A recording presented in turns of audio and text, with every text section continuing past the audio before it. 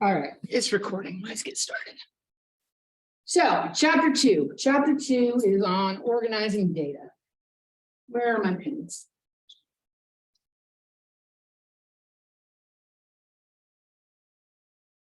Chapter 2 is on organizing data.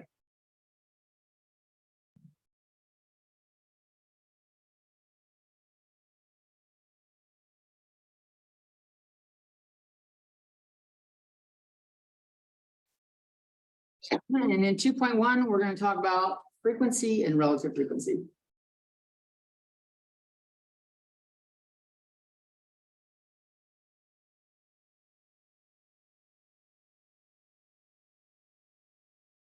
So 2.1 in our notes book.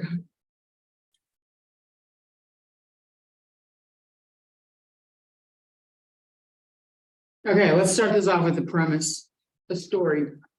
It's a simple story. In the spring of 2020, back when the glorious pandemic started, I had 3 stats classes.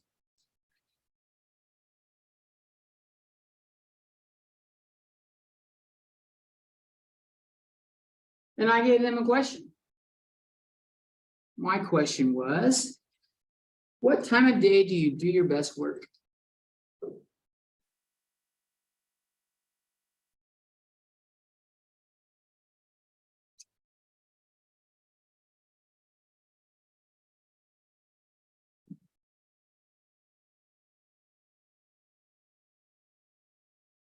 And I didn't want them to just give me their own thing, because then end up with a shitload of different answers. So I gave them 5 categories. Is this visible? You guys read it well? Yeah. Okay. I gave them 5 categories to choose from. I will call the first category morning. Then we got noon. We got afternoon. We had evening. And we had late night.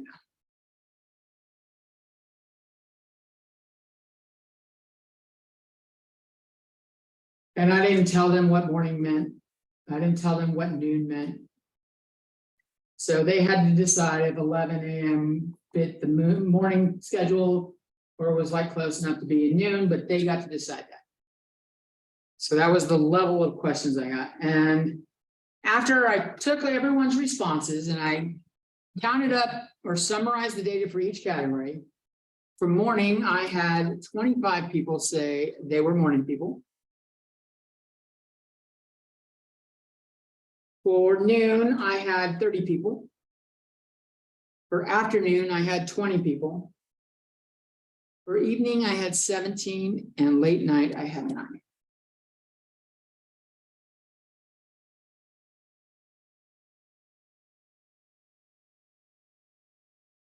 I wonder how many evening, I'm going to have to look to see how many evening classes were those. I think that was the semester I had morning and evening classes for stats. This seems like a funny answer for stats students if they were all late night classes, right? They don't do well in the evening, you know? These are summaries of the responses.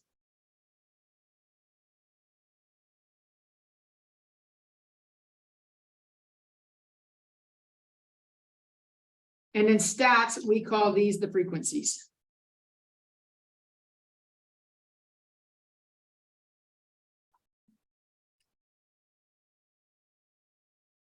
So frequency is the number of times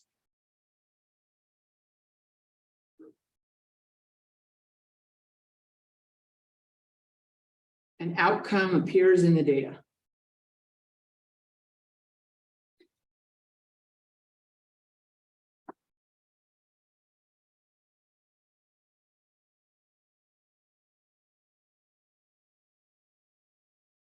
That's all blurry. Give me a second. See if I can fix this.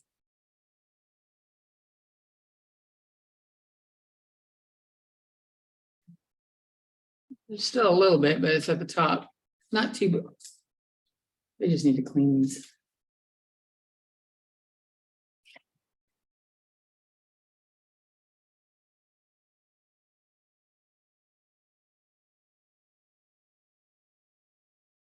And if I add these all up,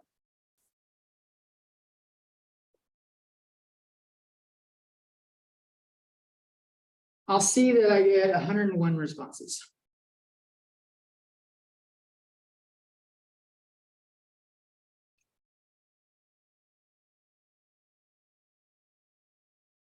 That's going that way.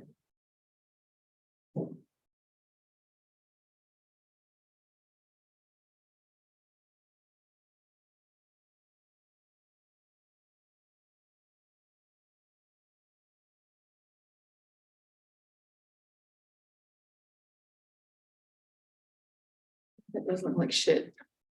That left side.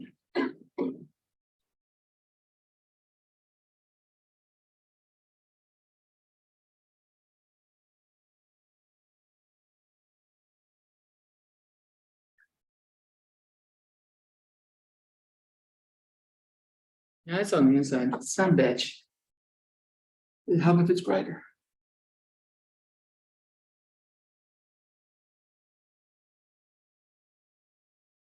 Really? Just kind of have to move it off there. All right, so frequency can be pretty helpful.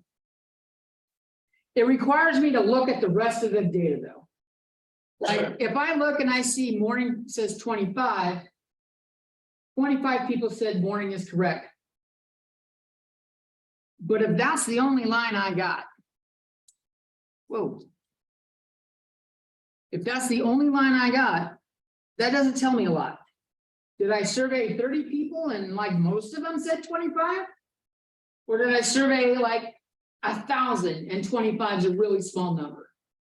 25 by itself gives me some information, but without seeing the rest of them and going 25 is one of the larger numbers, it's only got so much use. So, but that is frequency, but that brings us to the idea of relative frequency. So relative frequency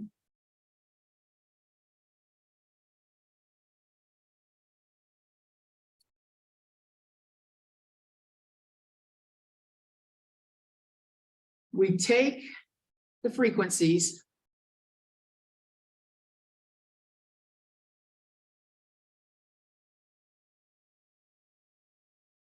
and divide by the total.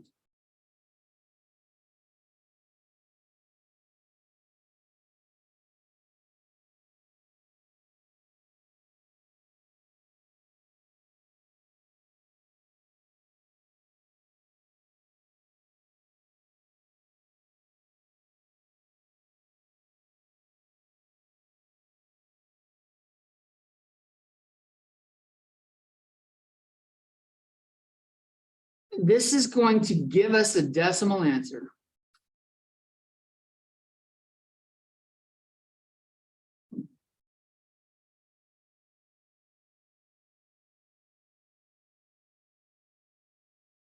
If I multiply by 100, it's a percentage. A percentage. And now percentage is pretty handy.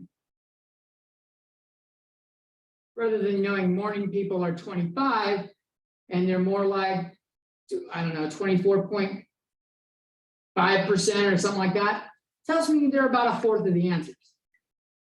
If it would have been 1%, it means they're nothing. Well, not nothing, but inconsequential to the big picture. So let's take a look at turning our frequencies that we have here into relative frequencies.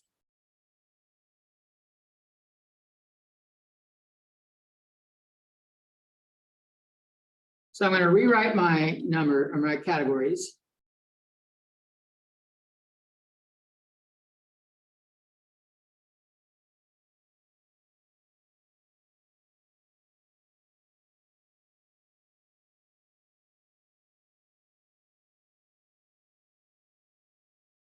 I'll make a little line. So it's a little easier to see what's going on here.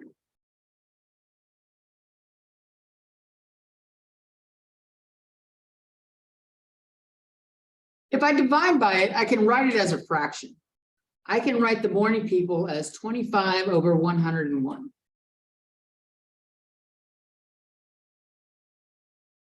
And I can write the noon people as 30 over 101. And those are the two ways you'll see me write a fraction. Either the bar is horizontal or the bar is at a diagonal, usually depending on how much space I've given myself to write. Afternoon is 20 over 101. Evening is 17 over 101. And late night is 9 over 101.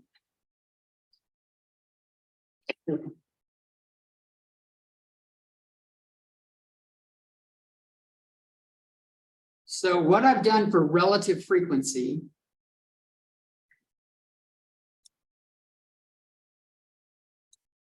is I've taken the frequency divided by the total.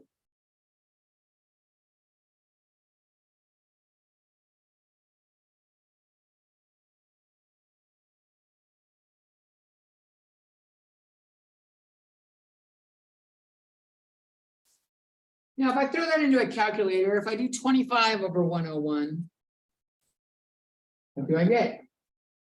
Doing a fraction on the calculator means using the division button. 25 divided by 101. It's not on there.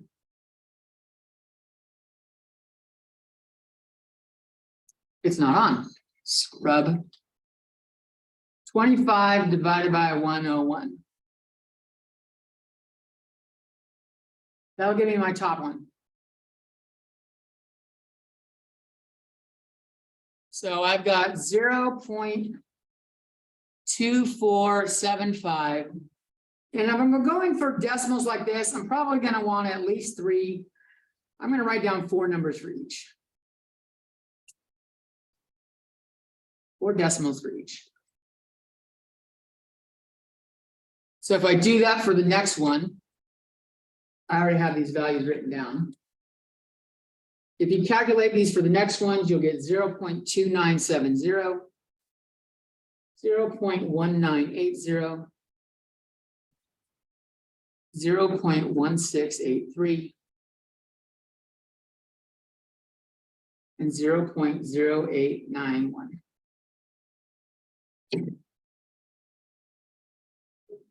Thank you.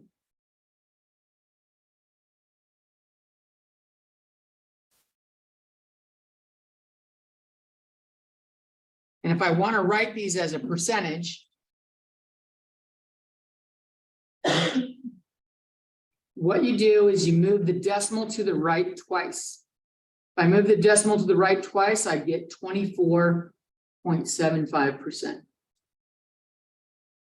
This is the same thing as multiplying by 100. Do that here and I get 29.70.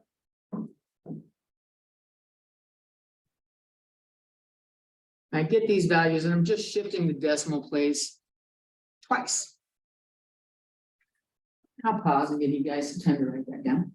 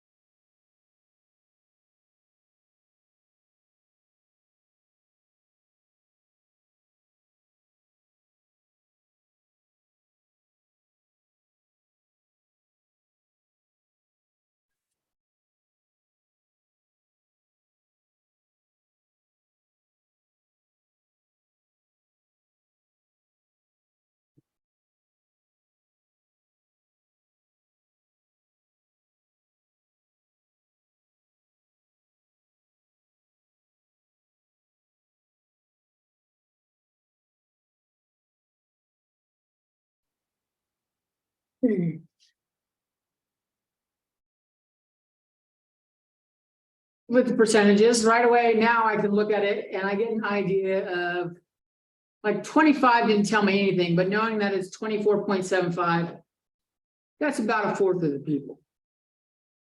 So, and then noon was almost 30%. More people liked working earlier in the day. I can tell that by looking at the percentages or the relative frequency.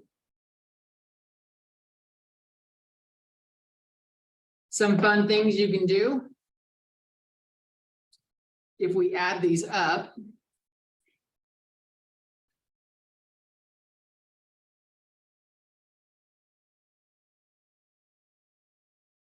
this is probably going to be 0.9999.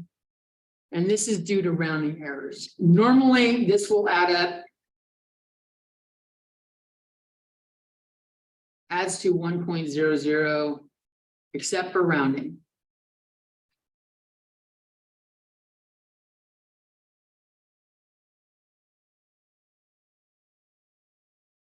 And if I move the decimal point right twice here, I get it should round up to 100%. Here it's probably rounding up to or getting 99.99%. So with doing the rounding, you should get 100 every time. The only reason it's not is because there's 5 different entries, and we saw that none of those were exact. I just entered it, and we have rounding error. You will always get something that adds up to 1 with the decimals or within like that close. And if you add up the percentages, you should always be super duper close to 100%. It makes sense. If I add up everybody's responses, I should have 100% of the info.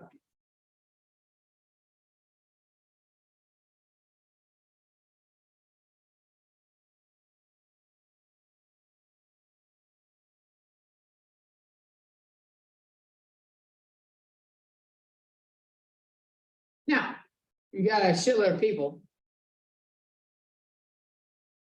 Like that survey that was in like the orientate or the first announcement.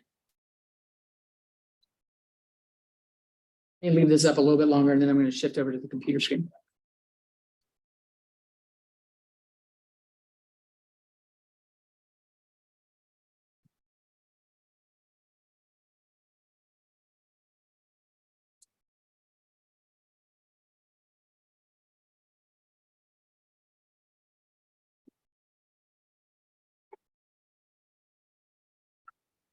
Anybody still writing?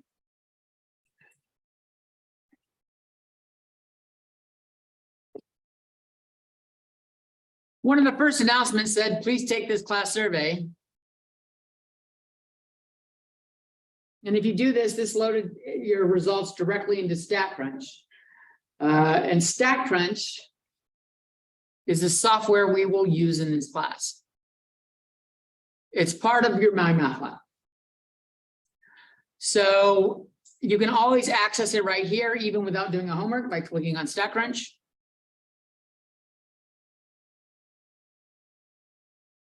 And, ooh, mouse is moving funny. Oh, that's why I'm looking at the wrong screen. Visit the StatCrunch website. I'm going to do that rather than opening a data set. And I'm going to look at my data because I sent out a survey, and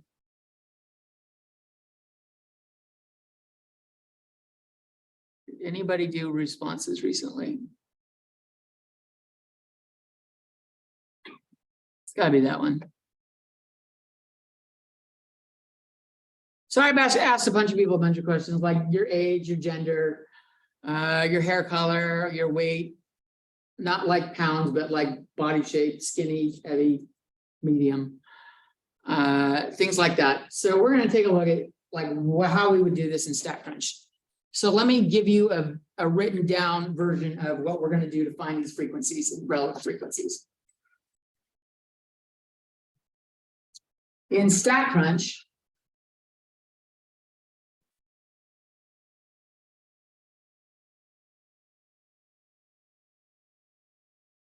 given a table of data,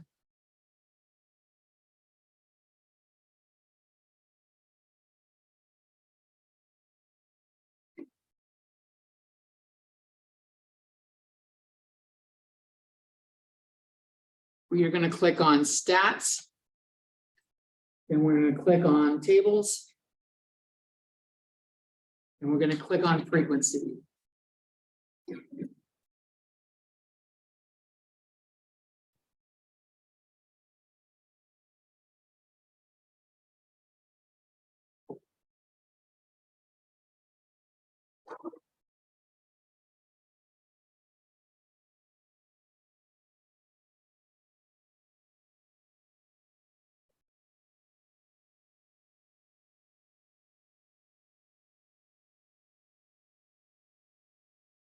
So that's what we're going to do. I hope you write it written down. I'll show you how to do it on the screen right now.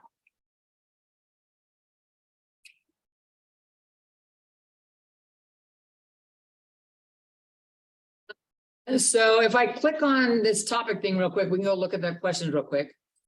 I think I want to do that just so you can see what's being asked. So like, how old are you in years? What is your birth gender? What is your shoe size? What is your hair color? And those are the type of questions we have. In StatCrunch, when we get it, each individual gets one row. So you want to have individuals by row, and then your columns will be like the questions you asked. So let's say I want to find the frequencies of the hair colors. On the hair colors, I ask them, are you blonde, brown, black, red, or other? So they had 5 choices to choose from. Let's find our stuff right there. Where we're going to be working in StatCrunch almost exclusively is right here, stats. We will do some stuff with graph, but most of the stuff is always in stats. There's stuff to do in data, but I'll show you where that shows up later. I'm going to stats, and then I said the next one is tables, so I'll come down to tables, and I get another drop-down menu over here, frequency. I'm going to click on frequency. And now in this screen, it gives me a list of columns I can choose from. And it's got age, gender, shoe, height, hair. It's going across the columns at the top. And it doesn't look like it skipped any. I can do frequency on any of them. Let's take a look at like hair color, like I was saying.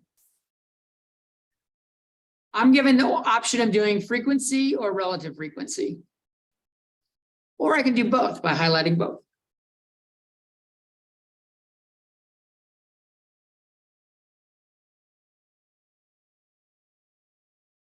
This is order by value ascending, and we'll come back to that in a second.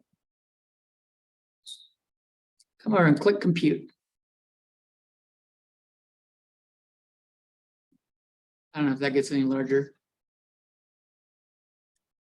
So it says hair color black is 65 is the frequency, then blonde is 19, brown had 113, other was 12, and red was 4. So rather than counting up all that shit, it even tells me at the top, the count is 213. It saved me a lot of work from having to do it myself. So StatCrunch is going to be our friend. It's going to be our tool that does almost all the hard math in this class. Most of the math you're going to have to do has to do with probabilities that you can do in a calculator. Okay? It's going to do the heavy lifting. I'll show you the formulas that StatCrunch is using when we encounter them, but because there are people in here that are going to be like, I want to do it the hard way. I don't want to learn something that's useful. I want to learn something that, like, if the power goes out across the world, I'll still be able to do statistics. Like if we have a global electrical outage, it means World War III has happened, or like we've been hit by a solar storm and like the world's basically, as we know it, is coming to an end. You're not fucking calculating statistics at this point. It's not a priority.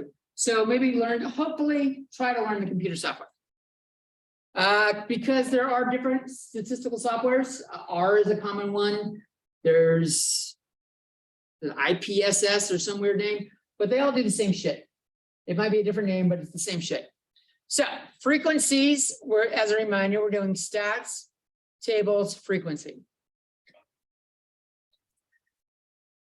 And it gives us the value, and if you do both, it does frequency and relative frequency. Now, if I want to go in and change something, maybe this isn't a great spot to look at it. I'll do that again, stats, tables, frequency, and show you what we were looking at on the screen over here. And I had these two selected right here. It said value by ascending. And yet this is what I got.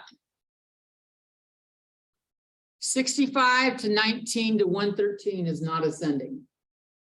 Is it? What is it ascending by?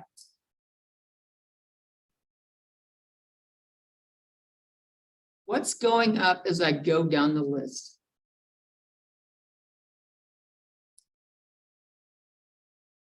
Well, relative frequency is based on frequency, so that can't be it. If frequency is not it, relative frequency is not it. It's going off a hair color. So black is alphabetically before blonde. Blonde is alphabetically before brown, and it's going that way. So the order ascending or value ascending does stuff like that. We do value descending. It's just going to change the order. And if you don't like the way something is in StatCrunch, you don't like how it's set up, you don't have to redo this stats thing every time. You can click on options and you can click on edit. And options and edit will bring up the last window you had before you click submit. So it brings back up hair, it brings back up frequency and relative frequency. It brings up value descending. If I don't like it, I can go look at some other shit. Like, what is the worksheet showing me? Worksheet says brown, other, black, blonde, red. Doesn't seem to have any rhyme or reason to it. What it's doing is whoever the first entry was, they said brown. And the next entry that wasn't brown was other. So other, it's sorting by the order it showed up on the worksheet. This is probably the least useful of them. But sometimes like the homework has shit answered in that order. So like getting your graph or your information to look like theirs is easier if you do that. It's worth tinkering around with.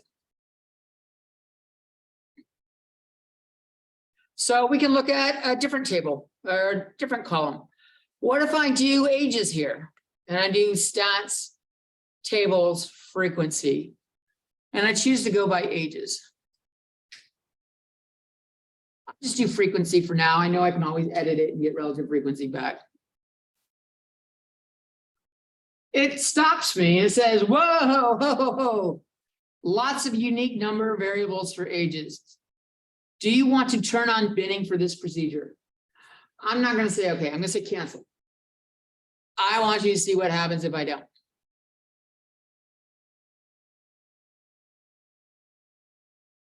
Every single age entry is listed, which could be handy if that's what I need. Okay. If you want specific ages and you want to know every single year, don't turn on binning. What happens if I do the same graph with binning? And I just click compute and I say, okay.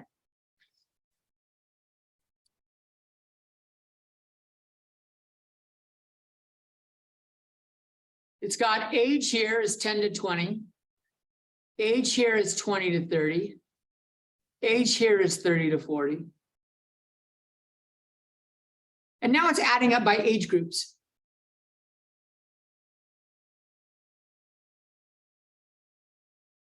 Let's see.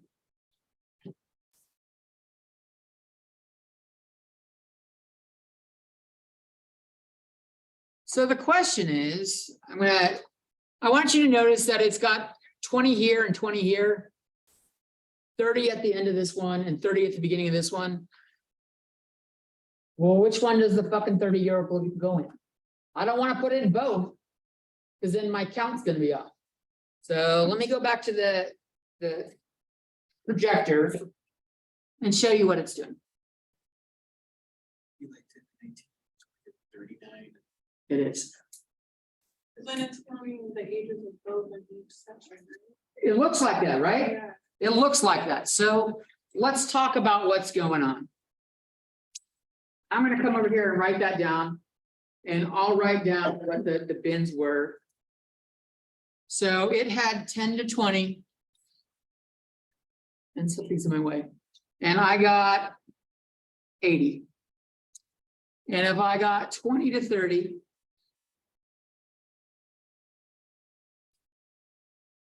And let me just write down the categories here.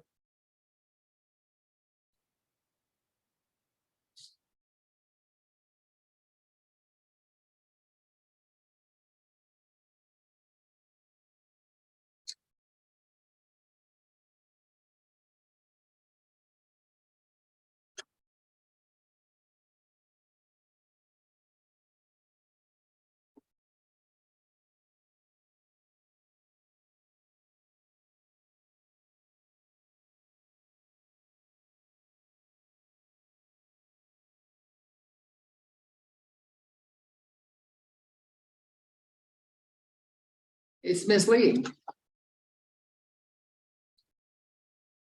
There are 3 30-year-olds in the group. Which group? That one or that one? So that's the question we're trying to ask here in case people weren't following around verbally and are better at visual learning. Which group did the 30 go into?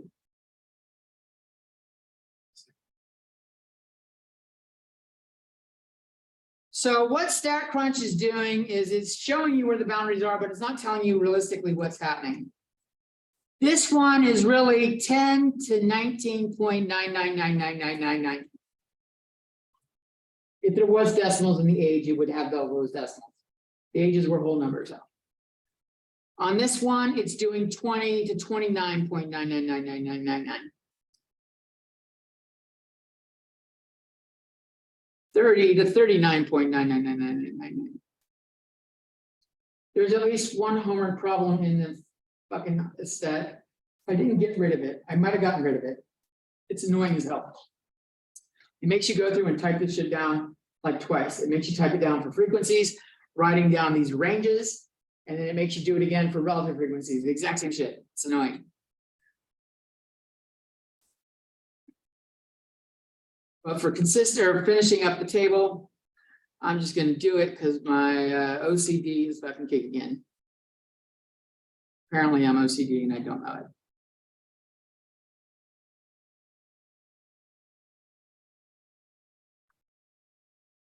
So my 30-year-olds are here.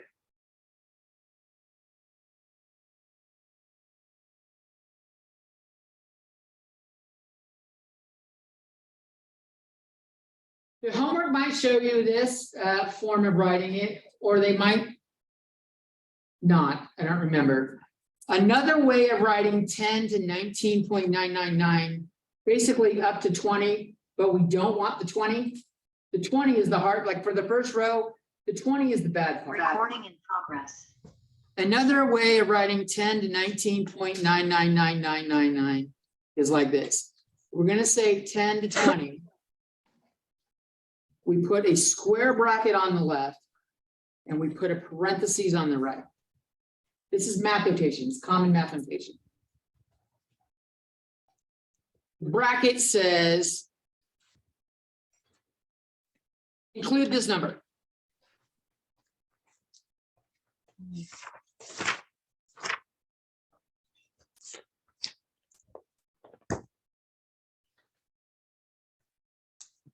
The parentheses says, where's my green pen? I got a green pen here, there it is. The parentheses says all the way up to this number, but not this number.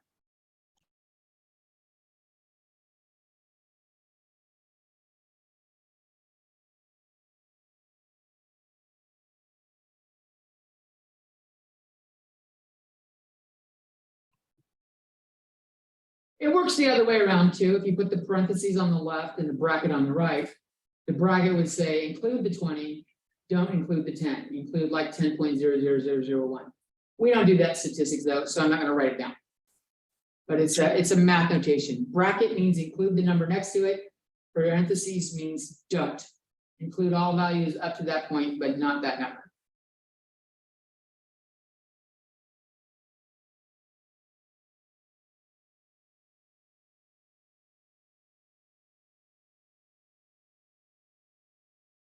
I don't know what section this shows up in. Is it today? It's gotta be today.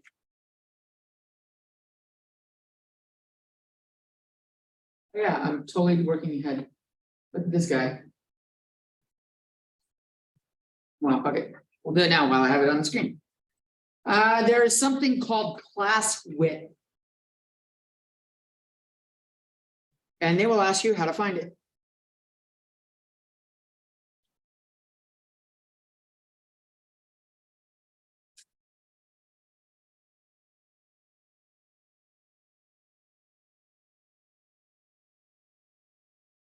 Subtract two consecutive lower numbers.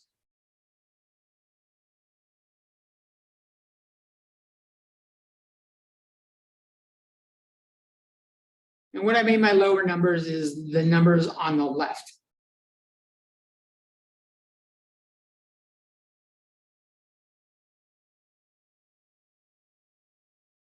If I do 70 minus 60, if I do 60 minus 50, if I do 30 minus 20, it doesn't matter which two in a row I'm using.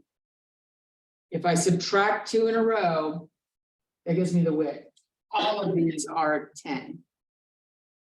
So the class width for this problem is 10, or this setup is 10.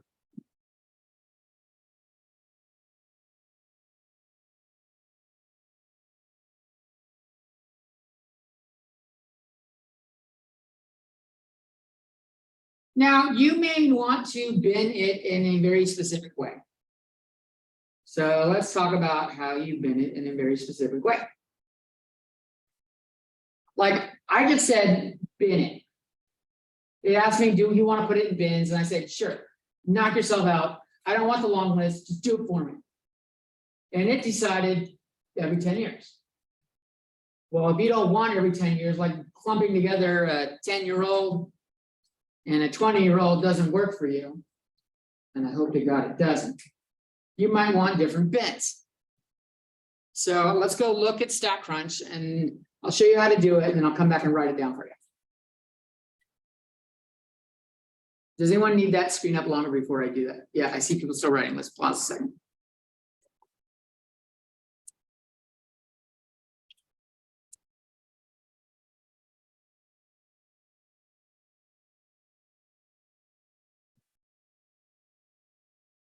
I told you last week someone gonna give me a bunch of crypto.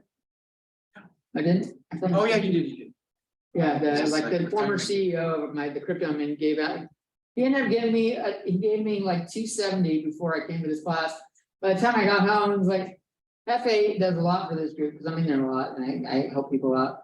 He fucking added like another $135 or something like that. I got like give me like $400 in crypto.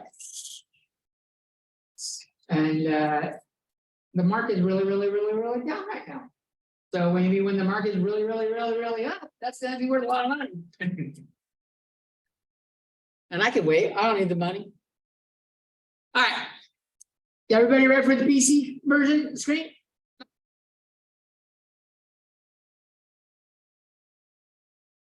So this is my list without binning. This is the list where they did the binning for me.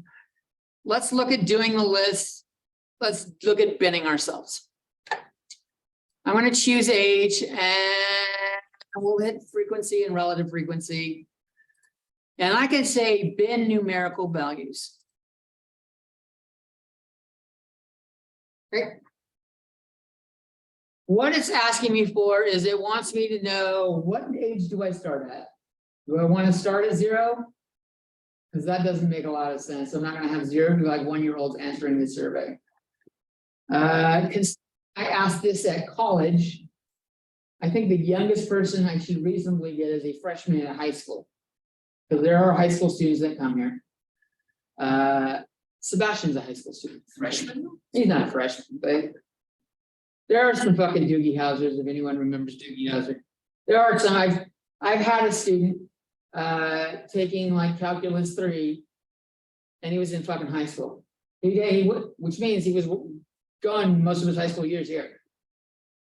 So it happens. He like, when he finished high school, he was like done with his AA pretty damn near. That's called overachiever. All right, so I can start off my own, I can set up my own bins. If they started with 10, so maybe I'll start my list with 10. I'll say 10. But maybe I want to go like every 5 years. So like 10 to 15, 15 to 20. And I'll say the width is 5. And I'll say compute. Oh shit, look at that. When I set the bins, it gives me the brackets. Well, that's handy. I didn't have that. It's got to be new. I don't remember that. And I teach stats every semester. This is a residual thing. So they show you the brackets, and I can set it the way I want. If I don't like every 10 years or 5 years, and I don't want to redo the list, I can go in and edit and just change it. Maybe I want to start with my youngest person's 14. I'll start at 14. And maybe go every 4 years. So 14, I chose 4 years because 14 to 18 would be the teenagers. And then 18 and over starts being college age students and above. So I can set my groups the way I want. And we'll look at the advantage of that in just a second, but let's let everybody absorb that.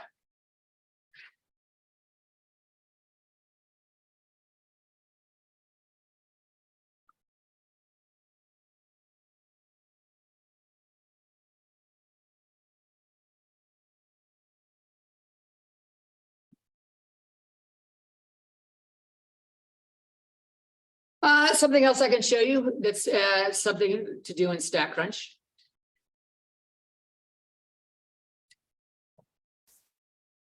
If I want to do 2 different things at once, like let's say I wanted to do shoe size and height. Nope, let's do things that are far apart. Shoe size and weight. If I click on shoe size and then I click on weight, they just alternate between them. That's not what I want. If I hold down the mouse key and drag, it highlights everything in between. Yeah. Not that either. But there may be times when you want everything in between. So you have 2 options that will make going through the list, adding things to the list easy. The first one is the control key. If you click on the first one that you want without the control key, like I clicked on shoe, if I want to do weight as well, I can hold down control and click on weight and it highlights both of them. And I'll write this out in a second for those that are visual too, like seeing the words. So control click allows me to move between them. If the shit you want is not on the screen and you hold down control though for the next one, this is what happens.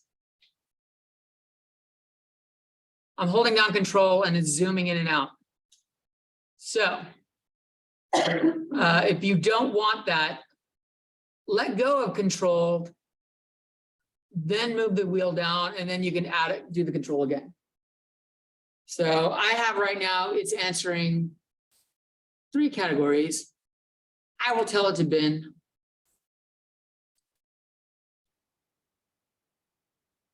And it did 3 different tables for me, all in one picture. Where's Timmy? She didn't email me today. Or Tommy. Wait, maybe Tommy did.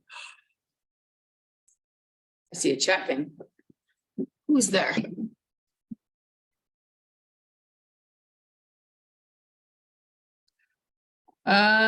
Shit. Someone's having trouble hearing with their audio. Let me write a message to him real quick.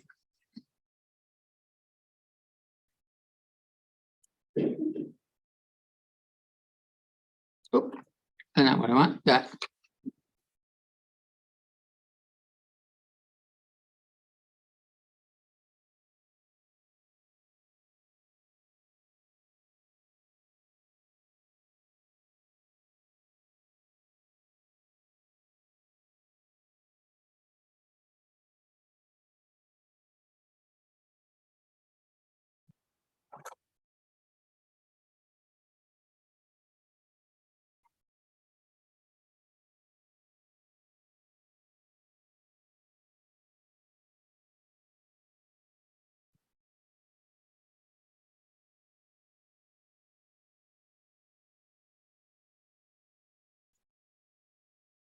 Oh, she figured it out. All right. Okay.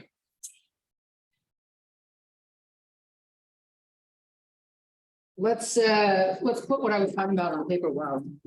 Over here. So binning.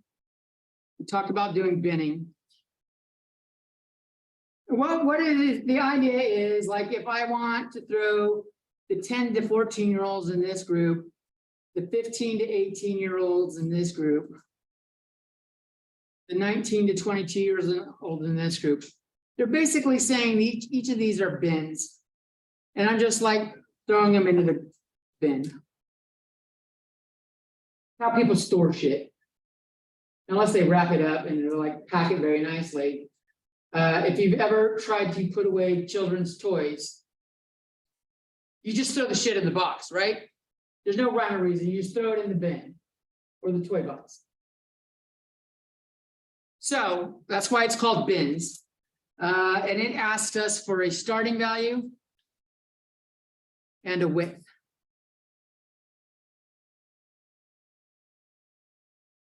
The starting value is the lowest number you want to go with. Lowest number on your list. Lowest number to include. You may want to include 0. Like if we're not talking about ages and like 0 to 5 is important, but no one haven't asked for it, you might want to include it. Width is how wide are the numbers on the bins?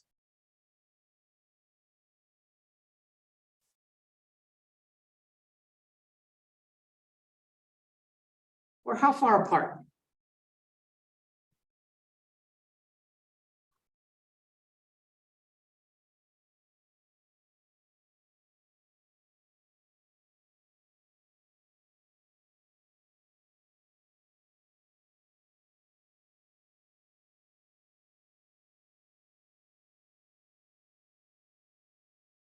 My bids here are shitty. They are not even width.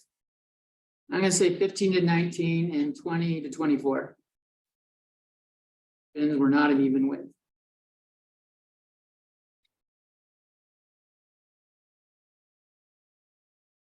So they should be, the computer will set it up to the same width. So this stuff here is an option in stats, tables, frequencies. And sometimes you'll see it in other things you do in StatCrunch also. But the meaning of it doesn't change.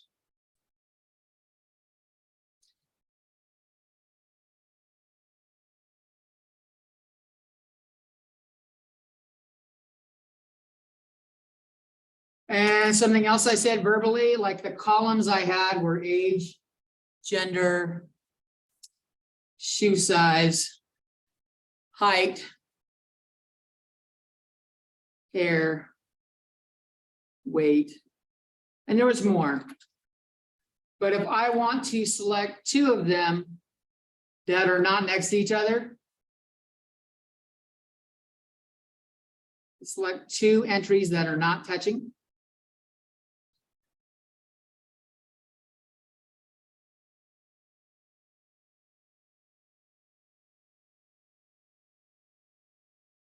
Okay, click on the first one.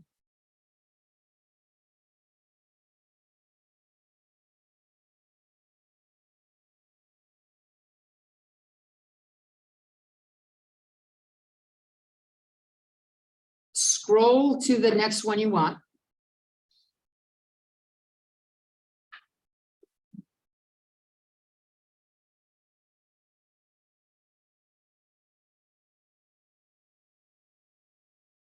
I don't know if it's different on the Apple key, if it's the Apple key or the whatever the command key.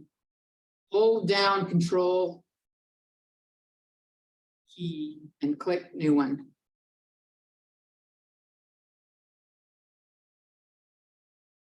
Then release Control key.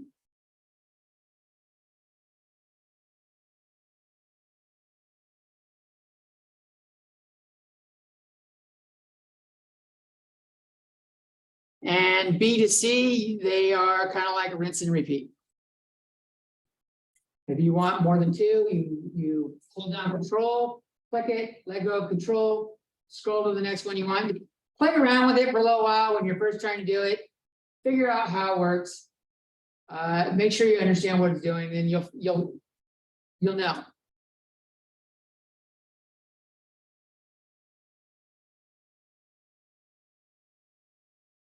If you want to select a range,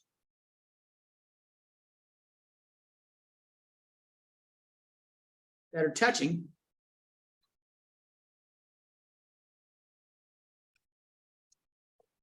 like maybe I wanted to do my green one. Maybe I want to do, this is my range right here.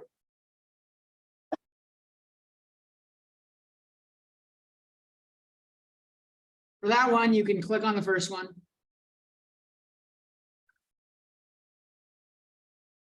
Scroll to the last one.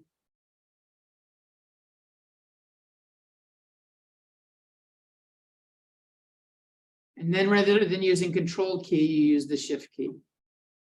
Hold down Shift key and click the last one.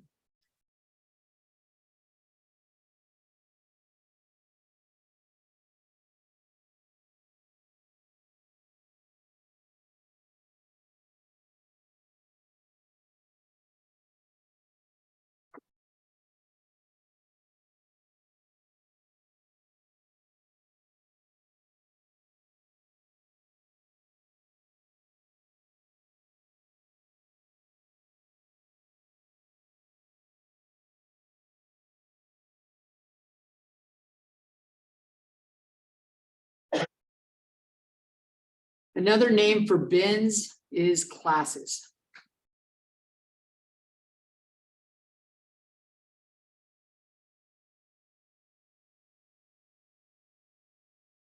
And then instead of saying width, they will say class width.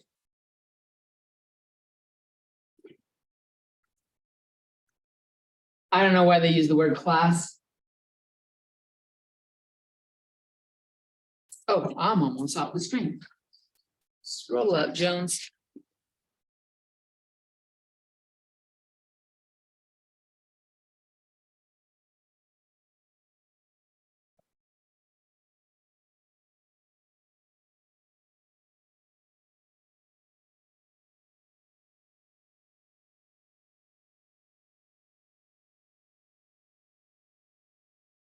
Couple other ways of doing this. You can get similar information. Pictorially, we can do graph and then bar plot.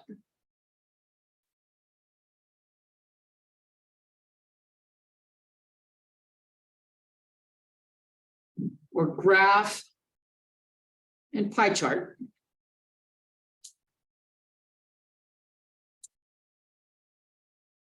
And both of these will give you the following two options. It will say with summary,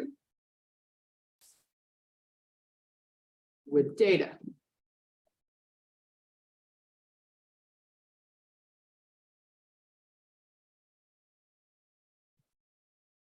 And I'll show you doing it in a second. If you have everyone's response,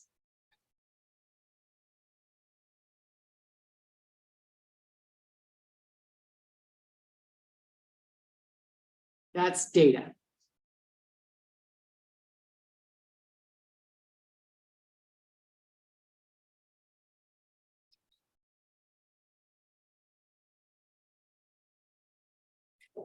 The thing I started off this discussion with was at what time of day do you do your best work? And I said there was 101 responses. I didn't tell you everyone's response. I gave you a summary.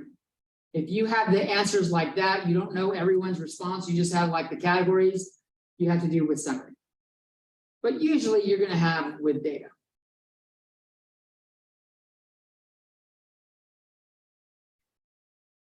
Let's go take a look at it. Anyone need this up longer? I see a couple pins still gone. I will slow my shit down. No yawning, it's 6 o'clock, it's too early for that. We'll be done early. Seeing as I only have one more page to cover and the bins and shit were on this page. Because I was working ahead, like not knowing it. I knew I needed to cover the material, I didn't know when. We got a little bit more, but.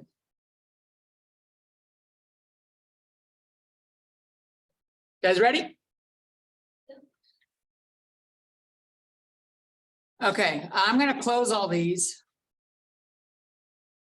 And if you're doing this and you're working with your data and you close all those. You guys see this little blue box above where it says StatCrunch over here? If you click on it, it says 6 results that are hidden. All the tables, the graphs, everything you've made is still there. All you gotta do is go find it, click on it, and it'll pop right back up. So you don't have to redo it if you close it. That's handy. That's not where we were going. We were going with graph and bar plot. And I have data, so I'm gonna use data. And we talked about hair color. And we talked about age, so I'm going to select both.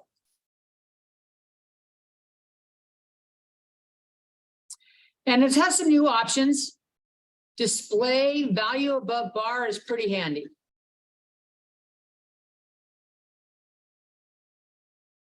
And I'm going to let it turn on binning.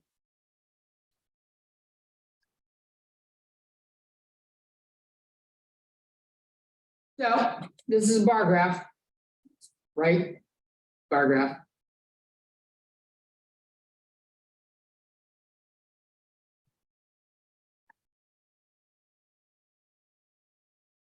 And then it's got a bar graph for the ages. Notice at the top of them, it shows both.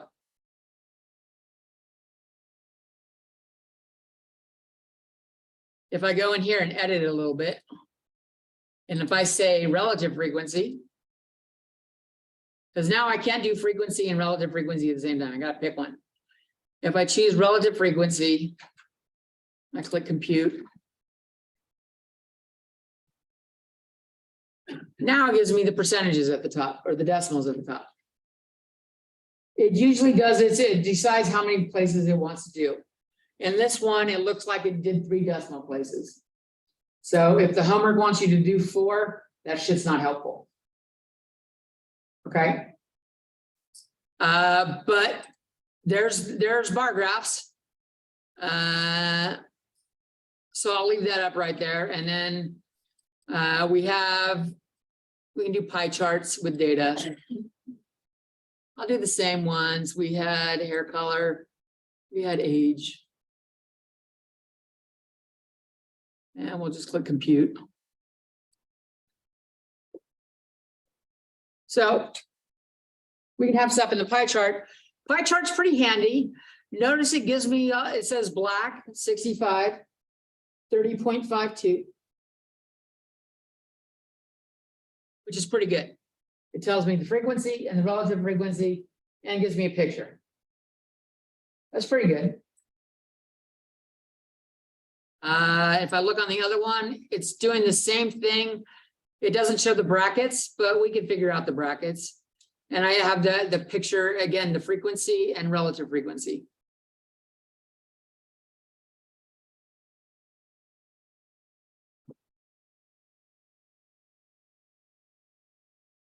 So bar graphs and pie graphs, or pie charts. There is one other thing that we use a lot in statistics, and it's called the histogram. So I'm going to come back over here. I'm going to write down the, well, you know what? Let's show you a histogram first. Let's start there.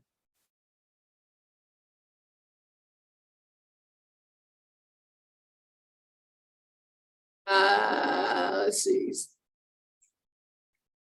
Was it? Sons of bitches, you hit it.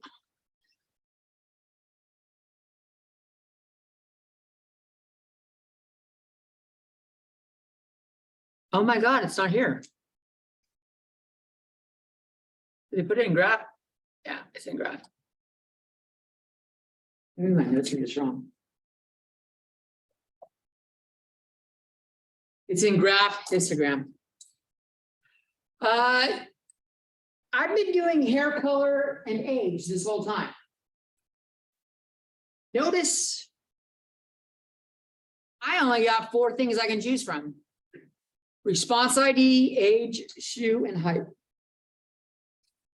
Histograms only work with numbers. Hair color is not a number. So I can't do histograms on numbers or words. So I'll just look at the age one. And it looks like, to make it look like this one over here, I'm going to do 10, starting at 10 and a width of 20, so that it's comparable. Or starting at 10 and a width of 10. And can I make the number appear on top? Value above bar, there we go.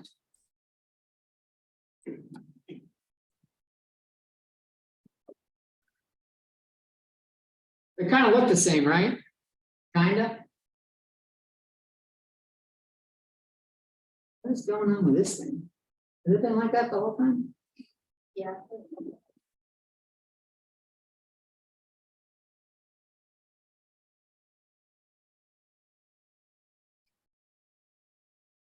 Let's talk about some differences. I'll put a quick sketch right here, so that when I go away, and it's not going to be accurate, it's just going to be show a bar graph and a histogram. So that when I switch over, we can look at like this one.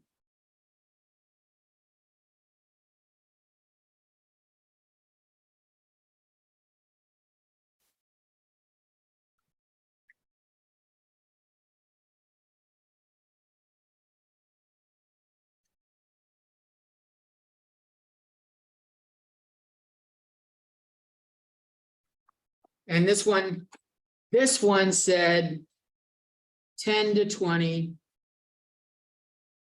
20 to 30, so on and so forth. This one just says 10, 20, 30, and onward. So that's another difference.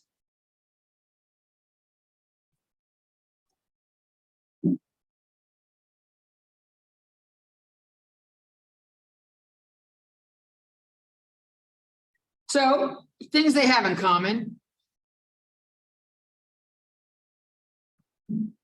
Bar graphs and histograms.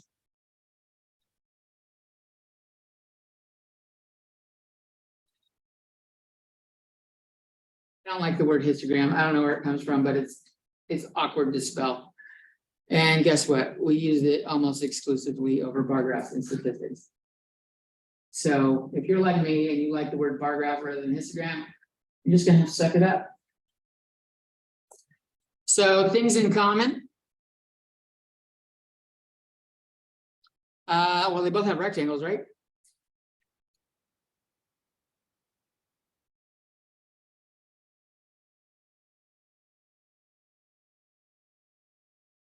And I was able to show frequency or relative frequency on both.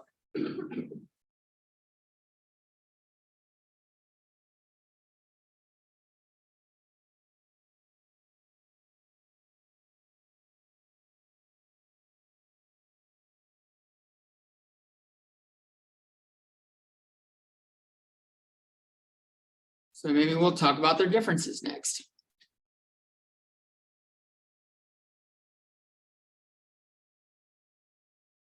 Put bar chart, bar plot over here, histogram over here.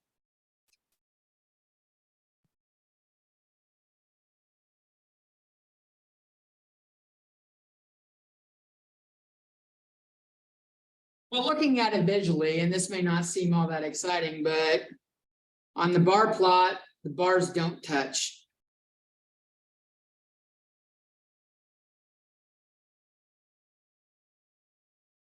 In the histogram, bars do touch.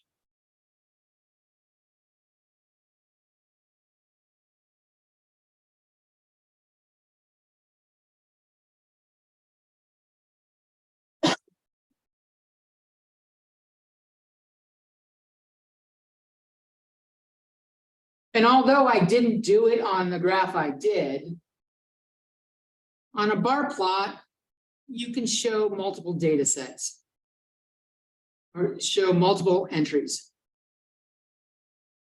multiple categories.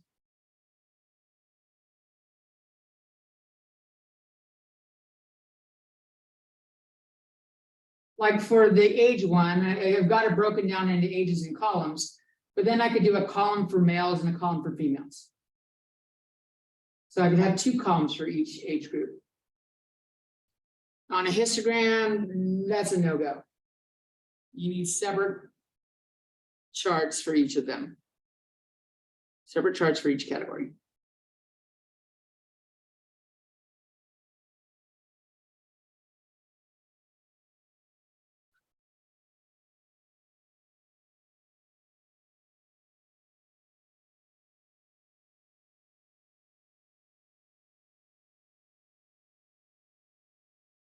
Our plot, we were able to do numbers and categories like hair.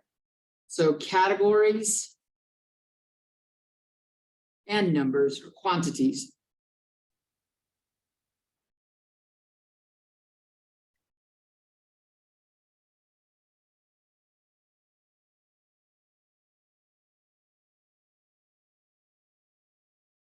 On the histogram, I can only do quantitative data. So here I can do qualitative and quantitative.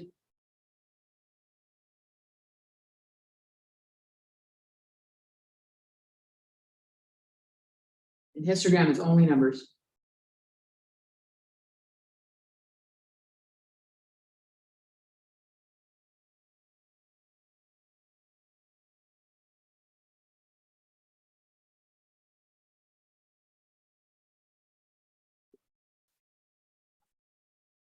On histogram, the bars are always vertical.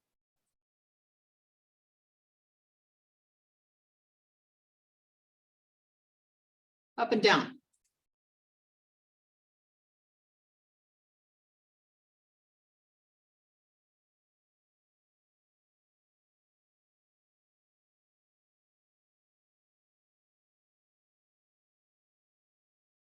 And on a bar plot, they can go sideways too.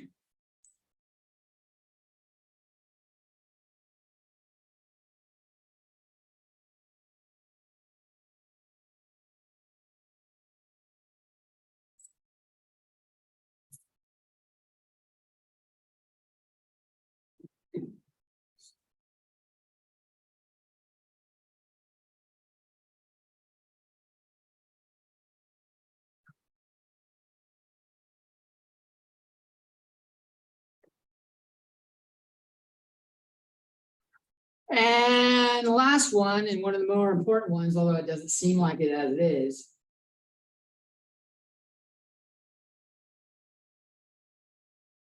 The columns are sequential in order for histograms.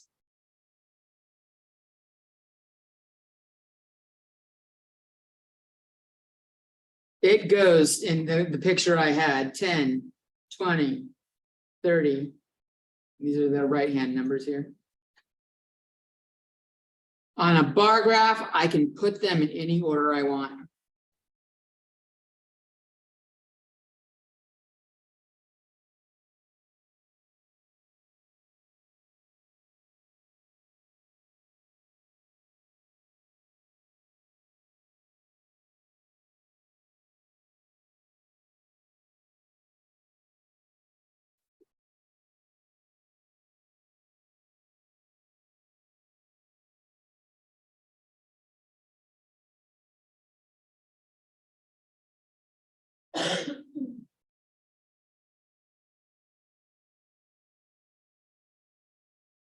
And the ones that are going to matter the most, that are going to make the difference, most difference is, this is kind of important. You can only do quantitative data. A lot of the rest is just visual eye candy, like what looks more pleasing and shit like that. And the sequential order part, this, although you don't know it, really, really fucking matters.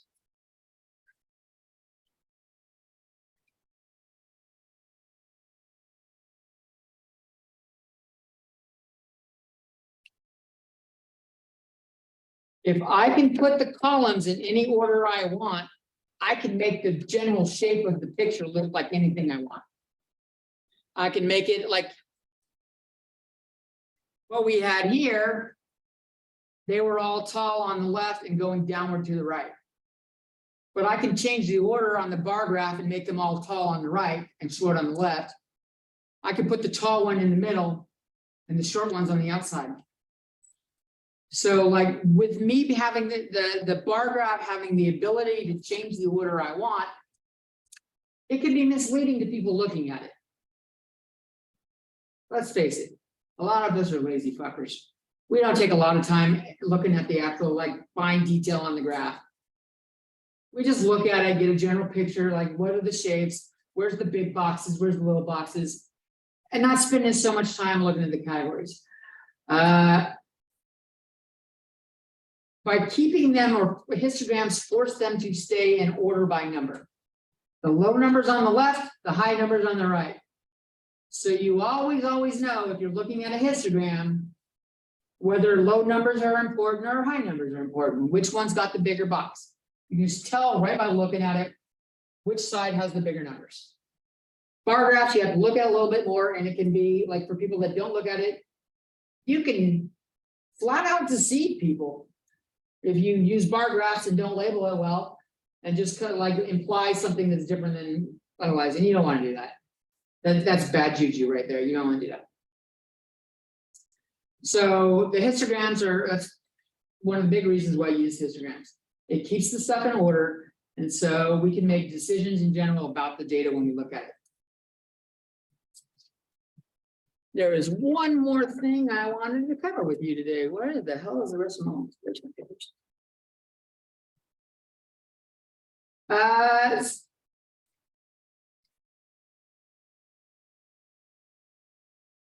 Well, two things. Let's go back to class widths for a second. Or bin widths. And let's say we are talking about units at college. Talking about number of units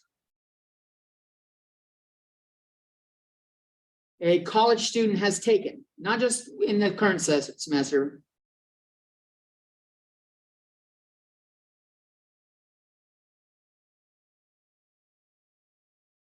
But how much they've taken in their college career.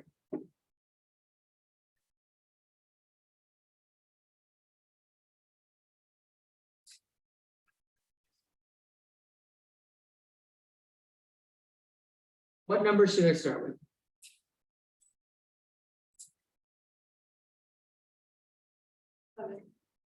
7. Why 7? Just right. Well, it's a good question. How do we decide what to start with? Is 7 a good starting number?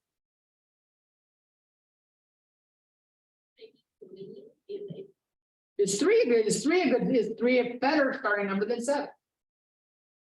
That's more fun. Well, the smallest class here at COS is 1 unit. It's like library skills or some shit like that. I don't know. So like deciding on the lower limit's kind of important because you're like, where do we start? Like a lot of 3 is 7 is like, that's like at least half of the semester's worth. That's a good idea to start. 3 is a good one. Like that sounds like that's at least 1 class. But then if you find out classes go down to even the size of 1 unit, like, okay, maybe 3 isn't the right one. What about students that haven't gone to college yet? They're transferring in right now, but they haven't started yet. Maybe we could start at 0. So like it's always good to stop and think, what's a good starting number?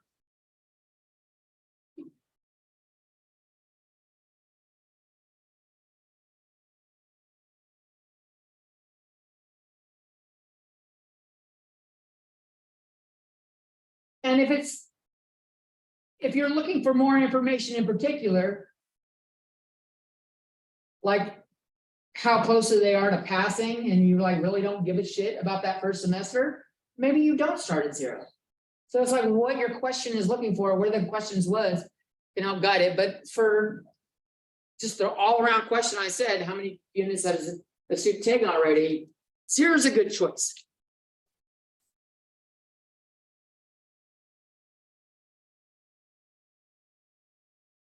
Negative numbers doesn't make sense. There are scenarios where negative number does make sense,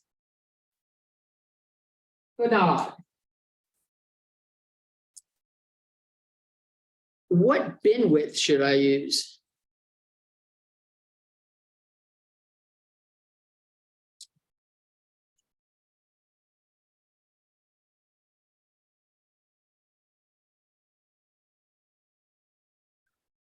Now let's think about what the bins do.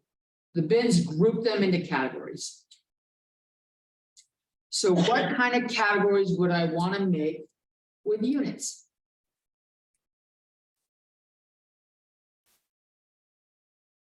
One, three, 0. Is that important? Like, is 1 or 3 or 5 or 7 important to you in terms of anything in school?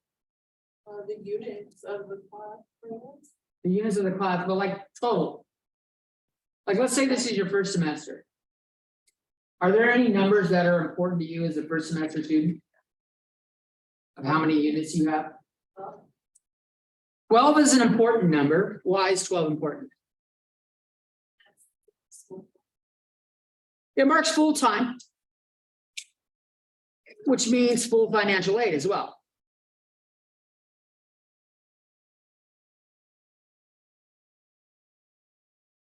That's a good choice. Is there other good choices?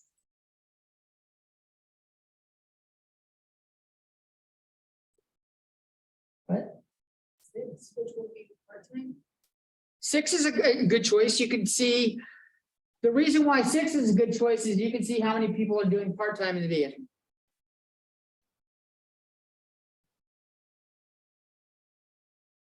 Check part-time. It's a little after the first semester, it's harder to tell.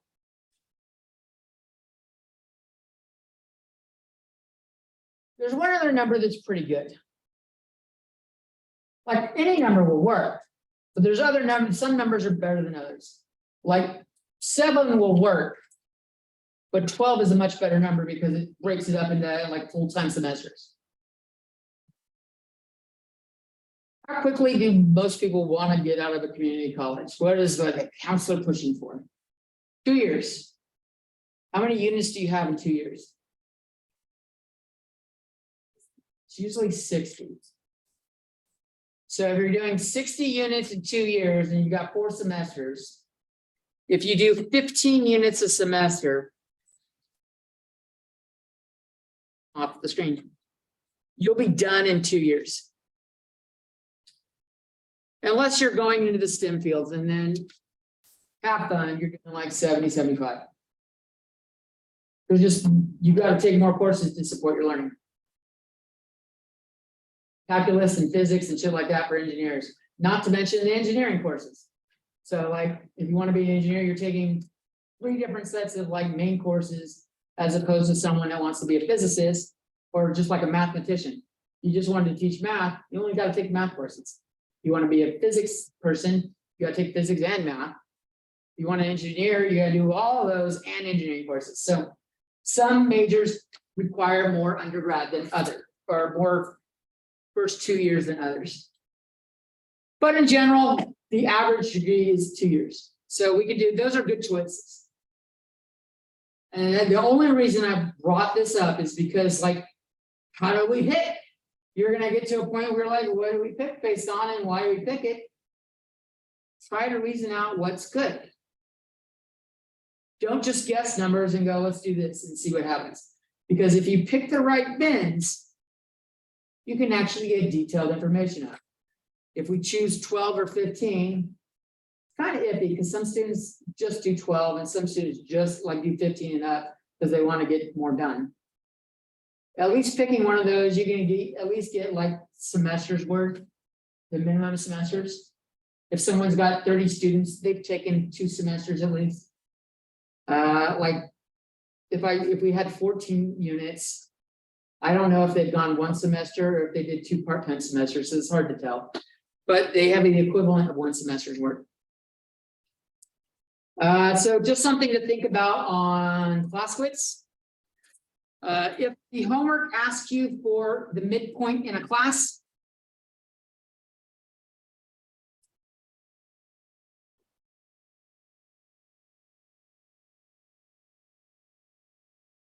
and I will show the picture real quick, like what we had.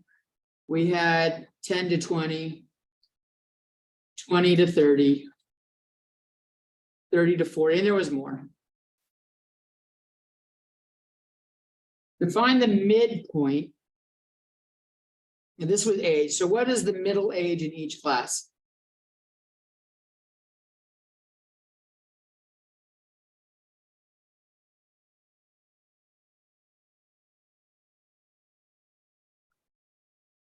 If I want to know the midpoint right here,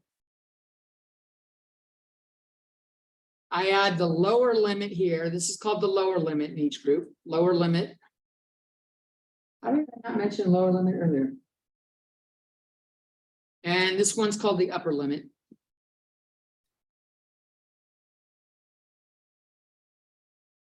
You're going to take the lower limit of the the group you're in, the lower limit of the next higher group. I'm going to call them L1 and L2.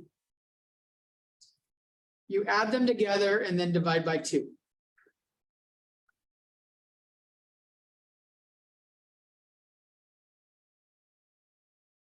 So in my example, the middle age in this 20 to 30 bracket is 20 plus 30 divided by 2,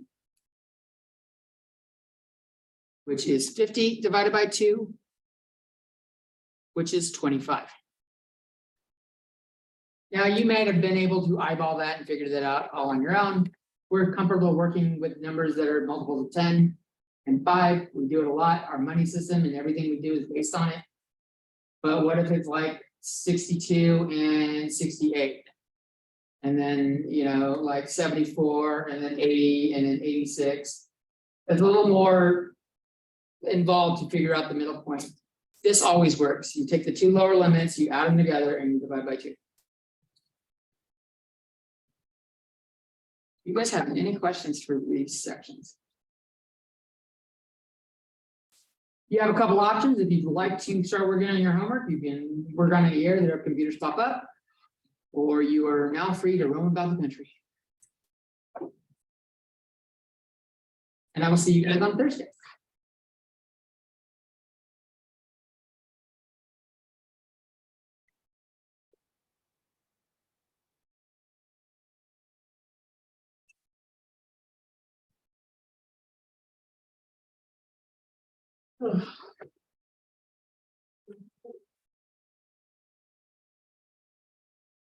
You guys are gonna love this.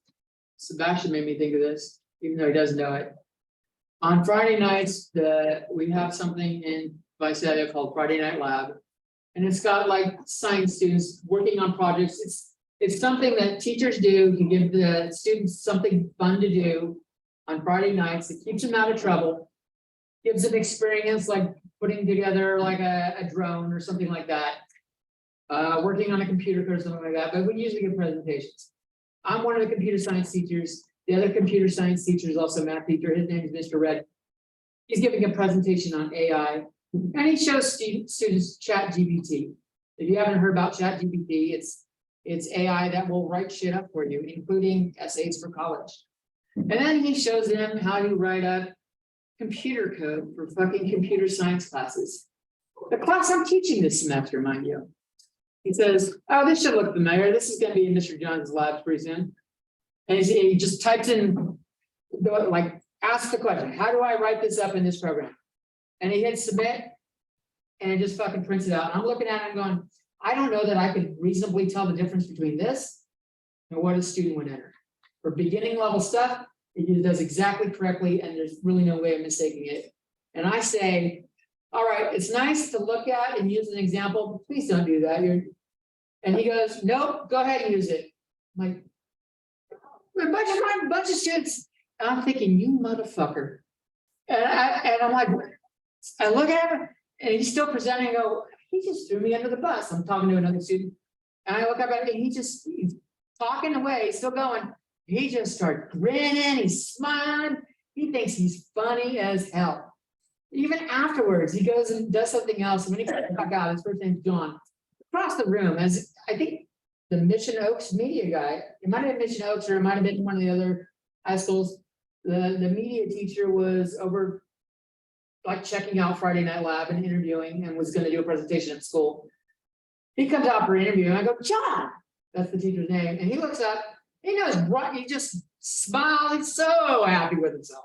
I'm like, guess what I'm going to do? I'm going to tell him exactly what you said. Have fun when they take the second semester course with you next semester. I said that to him and he laughed. He didn't care. And then when I drove home, I realized, God damn it, I'm teaching it next semester. Teaching CSCIP next semester. So I have to discourage students from cheating. And let's face it, cheating is not in your best interest, but how many 18 to 20-year-olds know that? 18 to 20-year-olds are like, I'm going to school because people told me going to school is important. Everybody that's like 25 or older is like, I'm going to school because I don't want to do that fucking shit job I was doing already. Even if it wasn't a shit job, it was one you didn't enjoy.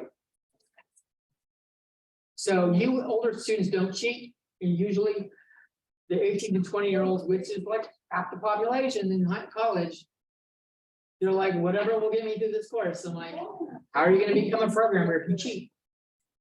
So it like give them the interest like goal. It shows all of it. They program they look this like where they got it from?